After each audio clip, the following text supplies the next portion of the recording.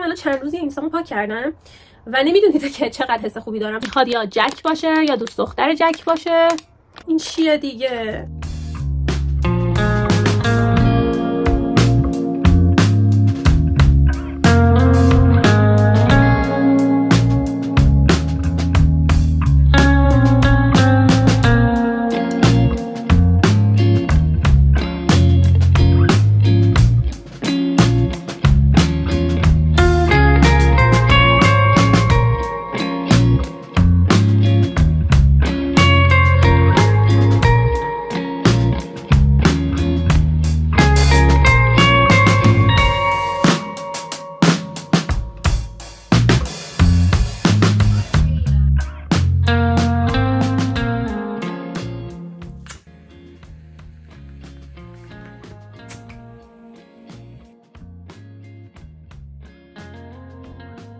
سلام، به یه ولاگ دیگه خوش اومدید.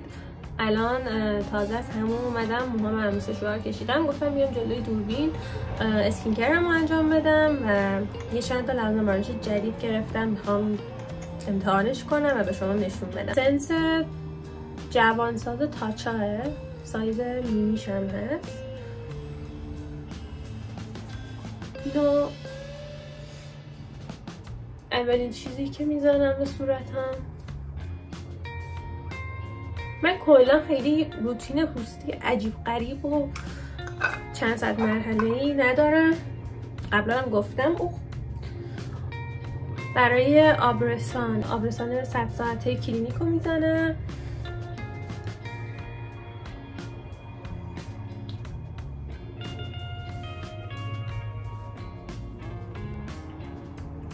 دلیلی که امروز اومدم این ولاگو گرفتم اینه که من به عنوان کسی که از 13 سالگی اینستاگرام داشته، یعنی کلا تو سن من اینستاگرام تازه اومده بود، یعنی من وقتی 13 سالم بود تازه باب شده بود و تمام تایم تینیجری و بزرگسالیم 13 ساله، الان 26 سالمه، 13 سال از زندگی من با این اپ گذروندم و تایم خیلی مهمی از زندگی من با این اپ گذروندم. تا بگذاریم که الان همه کلا با این اپ بزرگ میشن، ولی خب من قبل اون زندگی بدون اینستاگرام رو تجربه کرده بودم. فکر میکنم از آخرین نسلی هستیم که اینو میتونیم بگیم.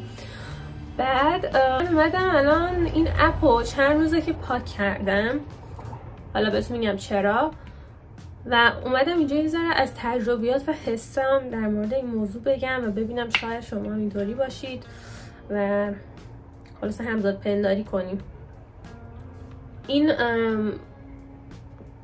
کرم ترمیم کننده لاروش پوزه، احتمال راجبش شنیده باشید. اینو بعد از آبرسانم میزنم که هم یه ذره جای و لک جوش و اینا دارم و کلا تعریفش رو خیلی شنیدم. یه چند روزیه دارم ازش استفاده میکنم، ببینم چقدر تاثیر داره. اگه ولاگای منو دیده باشید میدونید که من تقریبا تو تمام ولاگام دارم راجع به این حرف میزنم، ماسک جت لگ سامر فرایدیز. و کلا اگه بخوام یه محصول رو بگم که خیلی خیلی خیلی من کار میکنه، اینه یه آبرسان خیلی خوبه. آره، من یه مدت اینجوری شده بودم که یه مدت، نه واقعا سالها واقعا یه مدت اشتباه گفتنش، سالها من اینجوری زندگیمو میگذروندم که صبح که خواب پا میشدم اولین چیزی که کلا باهاش روزمو شروع میکردم گوشیم بود و چه اگه میخواستم برم سر کار، چه میخواستم برم دانشگاه، چه اصلا تو خونه بودم، کلا روزمو با گوشی شروع میکردم.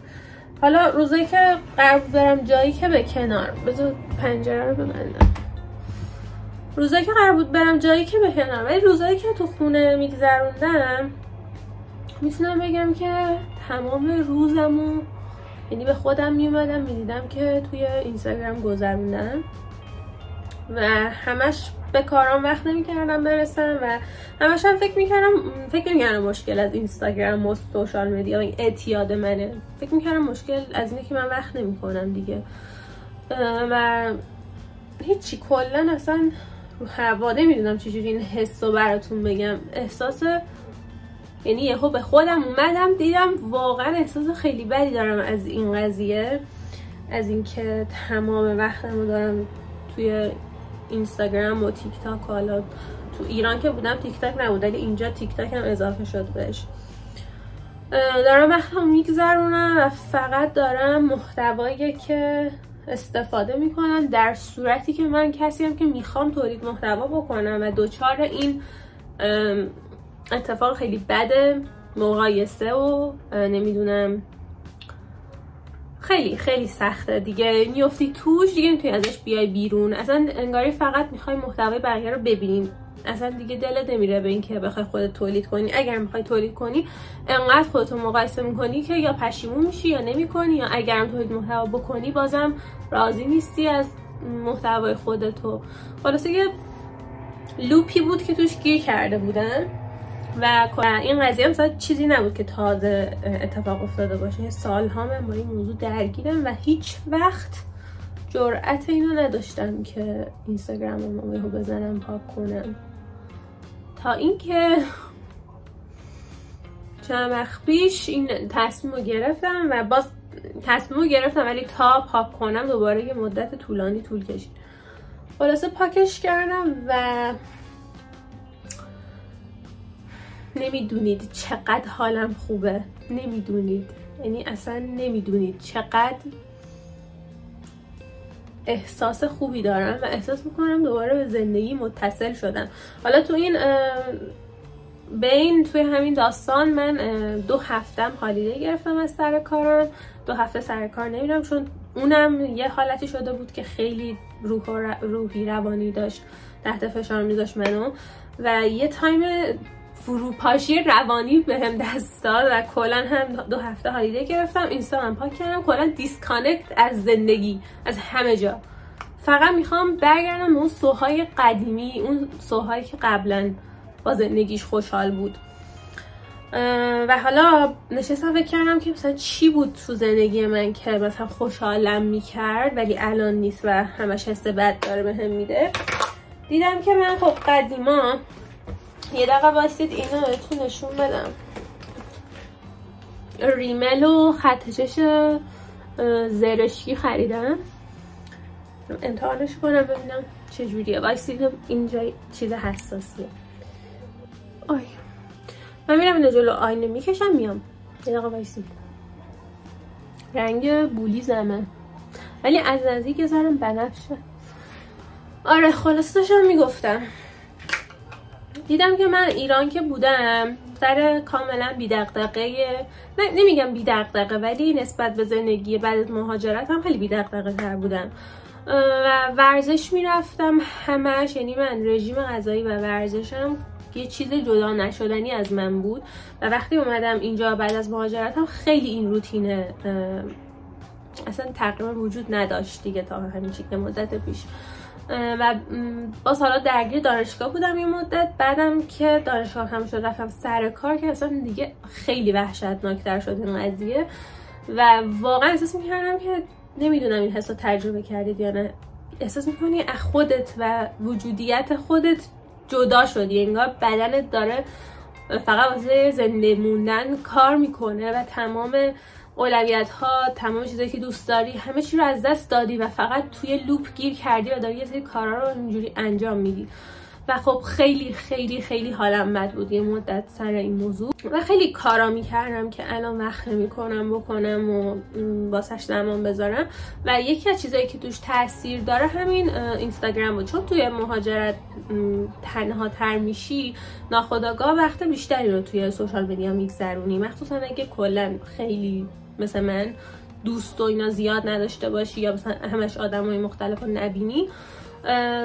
میری توی سوشال مدیا وقت میگذرونی و الان به این موضوع رسیدم که چقدر میتونه این قضیه واقعا آسیب زا باشه. روزی اینستامو پاک کردم و نمیدونید که چقدر حس خوبی دارم. صبح پا میشم میرم پیاده روی، میام خونه غذای سالم درست میکنم واسه خودم، ورزش میکنم، یه روتین ورزشی و غذایی واسه خودم چیدم که تو این 2 هفته انجامش بدم، چون دوباره برگردم سر کارم. یعنی نمیتونم بگم حالا همه یه مشکلاتم سر سوشال مدیا بود، واقعا نصف 50-50 سر کارم و سوشال مدیا، این دوتا آباد شده بود من توی لوپی گیر کنم که واقعا داشتم دیوونه میشدم از این بابت. بذارید اینو بزنم. این ریمل زرشکی نفع اولمه دارم اینا رو امتحان میکنم. شنیدم که چش قهوه‌ای خیلی با رنگ زرشکی خوب میشه.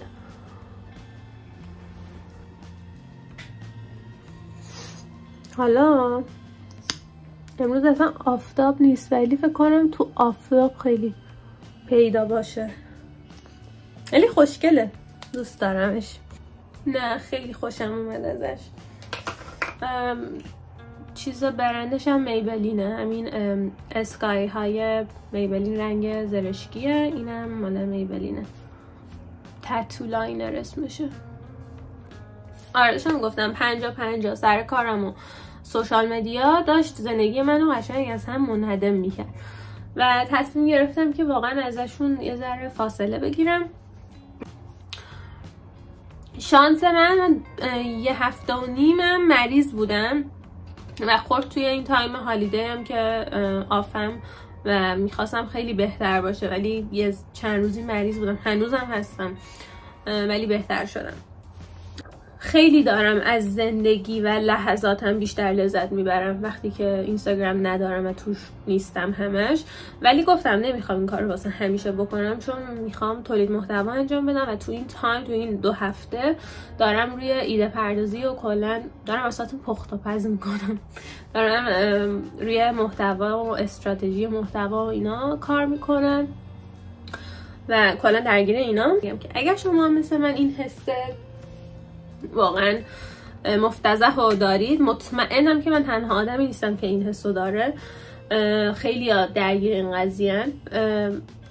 فقط یه لحظه است، حتی واسه یه مدت کوتاه پاکش کنید و ببینید که زندگی کردن مثل آدم‌های عادی و قبل از سوشال مدیا چه حسی داره. واقعا اینکه میفهمی داره چی میشه خیلی حس بهتری داره تا اینکه یهو به خودت میای میبینی 10 ساعت تو گوشی بودم، مثلا کل روزم رفت. بعد من میدونی توی چه وضعی افتاده بودم، مثلا از صبح تا شب مثلا یه پلنی داشتم، بعد یهو صبح پا میشدم رفتم تو گوشی تا چند ساعت تو گوشی بودم، بعد از این که تو گوشی بودم عذاب وجدان میگرفتم و دیگه انرژی و انگیزه انجام دادن کارامو نداشتم و بعد خودم رو سرزنش میکردم، دوباره میرفتم تو گوشی تا شب و شب حالم بد میشد که من چرا هیچ کاری نکردم، همش توی سوشال مدیا بودم.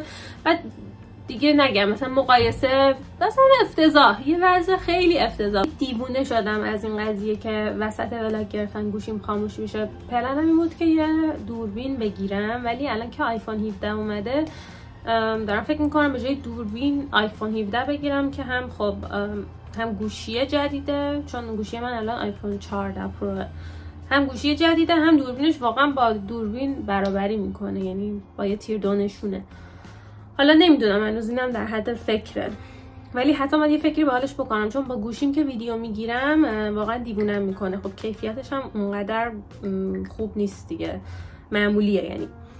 آره داشتم میگفتم که دوست دارید که بیام از این روتین بدون سوشال مدیا خیلی پروداکتیو مفیدم براتون ویدیو بذارم، یا ویدیو بعدی و حتی فکر کردم بیام راجع به تجربیات مهاجرت هم براتون بگم، شما بگید کدومو بیشتر دوست دارید برای ویدیو بعدی. و اینکه یه دونم ویدیو آماده دارم میکنم براتون راجع به یه تاپیک فشن، واسه کسایی که فشن دوست دارن و میذارمش تو اون پلیلیستی که قرار بود کلا واسه فشن باشه. و همین دیگه. عاشق این ترکیب رژم، اینو مثل خط لب میزنه بعد یه ذره محوش میکنه اینجوری، بعد از این تینت شنل یه ذره وسط لب، همین به عنوان رژ گونه هم میزنم. خیلی دوست دارم که رنگ رژ گونم با رژم هارمونی داشته باشه. اینو من واقعا میپرستمش، انقدر دوستش دارم. او راستی براتون از این بلایند باکس ها آوردم کنم. من اصلا از این لبوبو که کلا کنسله، ولی کلا این چیزی که باب شده، این بلایند باکس ها که خیلی ترند شده و اینا، هیچ حسی کلا بهشون ندارم که خیلی ویدیوهاش میومد برام، خیلی هم نگاه میکردم ولی اصلا ترغیب نمیشدم برم بخرم، بجز این، اونم نه به خاطر این ترند. کلا من عاشق اینا از بچگی، به خاطر اینکه حالت نوستالژی داره و یاد کلا بچگی میندازه منو. و اینم پاپ فانکوه و این دوتا کلا دوتا چیزی که من تو بچگی خیلی باهاشون درگیر بودم و حالت نوستالژی داره واسم. و اینکه کلا هر سال تو اکتبر که هالووین میشه یه لاین فیلمای مثلا هالووینی و اینا، این هری پاتره. خب من خیلی هری پاتر دوست دارم. اینم مال فیلم تیم برتونه. تیم برتون کارگردان فیلم عروس مردگان و نایتمر بیفور کریسمس و کلا این فیلمای اسپوکی انیمیشنی. من عاشق تیم برتون و فیلماشم و این واقعا یکی از فیلمای مورد علاقمه. این دوتا خیلی رندوم تو تسکو دیدم و گفتم که واسه یوتیوب بیام یه دونه‌شو وا کنم. البته این هری پاتر رو من 3 تا ازش دارم. اینو پارسال یا پیارسال گرفته بودم تو همین تخم شانسی های کیندر، مال همین لاین هری پاتره. اینا هم چند وقت پیش گرفتم. هاگرید، اینم مالفویه. حالا اینو وا کنم بگم، امیدوارم که تکراری نباشه. و حالا به جز اون جایزش من عاشق شکلات کیندرم هستم و من یادمه تو بچگی اصلا این مدلی نبود، یه تخم مرغ کامل شکلاتی بود بعد توش اسباب بازی بود و من خیلی اونا رو بیشتر دوست دارم. این مدل جدیدش رو خیلی دوست ندارم. شکلاتش رو واکنم اسنیپ باشه یا هری پاتر باشه یا هرماینی باشه. امیدوارم چرت و پرت نباشه. دقیقاً چرت و پرته، دقیقاً چرت و پرت. من اصلا نمیدونم این کیه.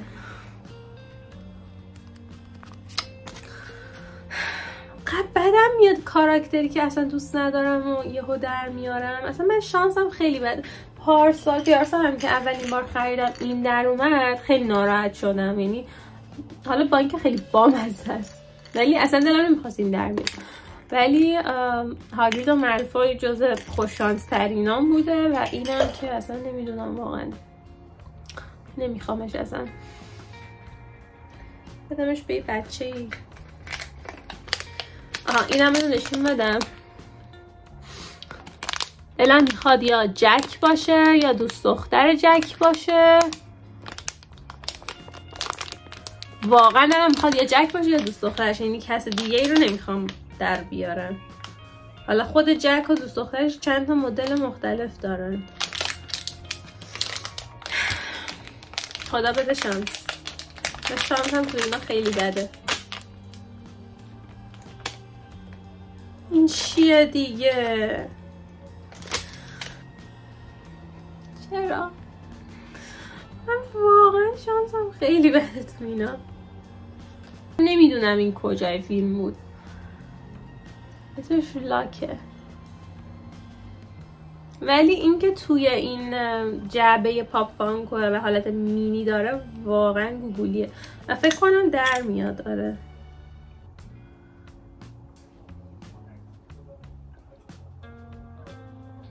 اصلا نمیخوام، اینم نمیخوام. شانس با من دفعه یار نبود مثل همیشه. من هیچ وقت تو اینا شانس ندارم. هاگرید و مالفوی هم واقعا نمیدونم چرا در آوردم. همشون دور یا نمیدونم، به نظرشون این گوشه. خلاصه که همین دیگه بچه ها. همین. اگه منو سابسکرایب نمی کنید و الان این ویدیو اومده براتون، سابسکرایب یادتون نره، کامنت بذارید، بیاید معاشرت کنید. راستی اینو بهتون بگم، من تو اینستاگرامم اصلا تبلیغ یوتیوبمو نکردم. حالا من خیلی فالوورم ندارم، 7000 تا فالوور دارم که تقریبا 2000 تاشون اکتیون. ولی هیچ وقت یعنی همون اوایل یکی دو بار گذاشتم و دیگه هیچ کدوم از ولاگا و ویدیوهامو توی اینستاگرام نذاشتم. و کسایی که اینجا الان هستید، همون 200 نفری که الان اینجا هستید و همه رو توی یوتیوب در واقع پروموت شده و شما منو مثلا سابسکرایب کردید و الانم چون اینستاگرام ندارم شما تنها کسایی هستید که من باهاش در ارتباطم. پس بیاید که صحبت کنیم و بیشتر همو بشناسیم. همین دیگه، تا ولاگ بعدی، فعلا.